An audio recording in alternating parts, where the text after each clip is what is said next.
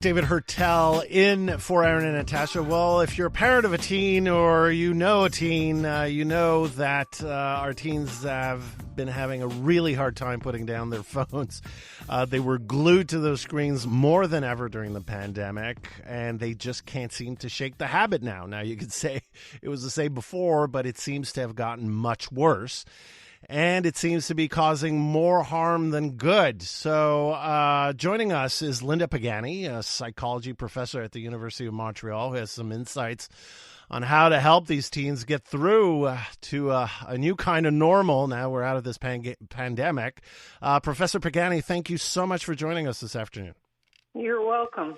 So, Professor Pagani, I mean, there's been a lot of talk about the impact of the pandemic on teens specifically. I have a lot of friends who are parents of teens that are going through a lot of difficulty. We've heard, more cases of anxiety and more difficulties and, not the impact of not going to school, not socializing. Your specialty is behavioral development amongst children. Is that right?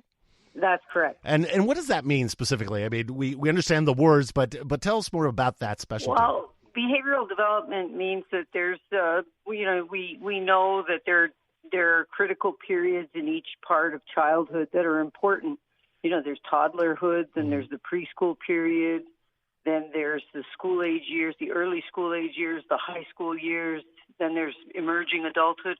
So all those different critical periods have different tasks and challenges that have to be overcome in order to get to the next stage and in order to grow into a competent adult. And so you studied specifically, and you looked at adolescents and their screen time, and it seems to be massive right now.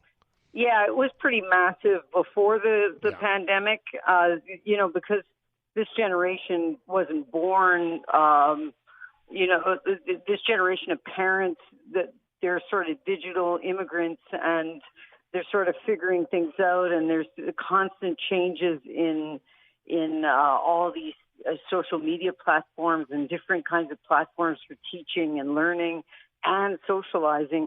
There's a lot of stuff there, and with the pandemic, it created a lot of new habits for people who already were quite sedentary, both intellectually and physically. They were socially sedentary as well. So what happened was the confinement created an even more passive kind of society where people were just socializing virtually and just addicted to entertainment and distraction instead of doing effortful things. Effortful things are like doing push-ups, right? Yeah, we get used to it, and we exercise. It's not as hard. And you get an actual physical high off it. And you actually grow. And so these numbers are scary. I mean, 27% of adolescents spend 5 hours or more in front of a screen, and that jumps to 44% on weekends, and that does not even include schoolwork. So what kind of impact does that have on an adolescent mind?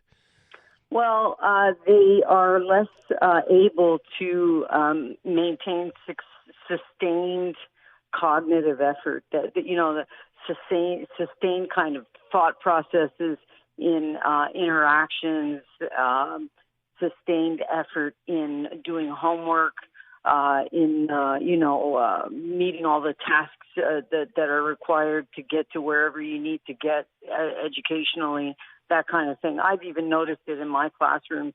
Some of my classes are hybrid, some of them are in person, and I just find that they just get bored so easily. And that's because I'm not a TikTok video. And so I have to teach in very innovative ways in order to keep everybody on task and to keep them alive in the classroom.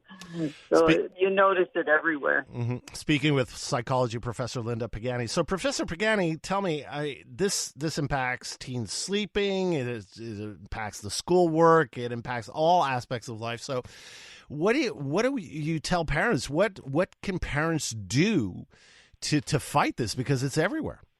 Well, my take on it is that it's time lost for enrichment. because this time can't be the time that's spent virtually doing stuff. This is apart from the learning part. The time lost by, not really enriching socialization like TikTok and other stuff like that. It's fun for 5 minutes, but if people can actually replace that time with actually getting a job, I'm all for their kids. I have patients that have been working since they're 14 years old. Mm-hmm. And, there are some informal jobs at 12, 13. Yeah. That time spent, trying to, meet sort of social requirements by the employer, interacting with people, getting stuff done, and getting paid for it. It gives kids an incentive and helps them grow a lot more than sitting on the couch. I know there's a lot of parents who worry about child labor and all this, but I think it's much more damaging to have these social media and to spend just way too much time on screens, because before you know it, your kids are grown, and the expectations of adulthood are quite high. And this is where they need to exercise all their skills so that they grow up highly trained and highly skilled at socialization and whatever job they're going to be doing. So get them out there and get them any type of part-time job or get them working. That's one thing. Yeah. What else do you advise parents to do in these types of situations? Well, I think that there's a certain amount of social contract where parents need to sit down and, discuss their concerns with the kids, monitor their school outcomes. If their school outcomes are not as good as they could be, if their marks have gone down, these are things to discuss and to create like consequences, create a reward system, but also a consequence system. Where, if you're not performing and you're not helping out around the house, that's another thing. I noticed a lot of this generation needs encouragement to help out around the house. Yeah, keeping neat and tidy is frontal lobe practice. I mean, it's a brain effort to keep your room neat and tidy, help out around the house. Because all these behaviors make for very competent adults. And, these kids grow up and they socialize with other families when they take on a mate. And, you want your kids to be well brought up. And that's the thing that they have to start participating from the time they're very little. And so that kind of time off the couch is very important as well. So chores at a job.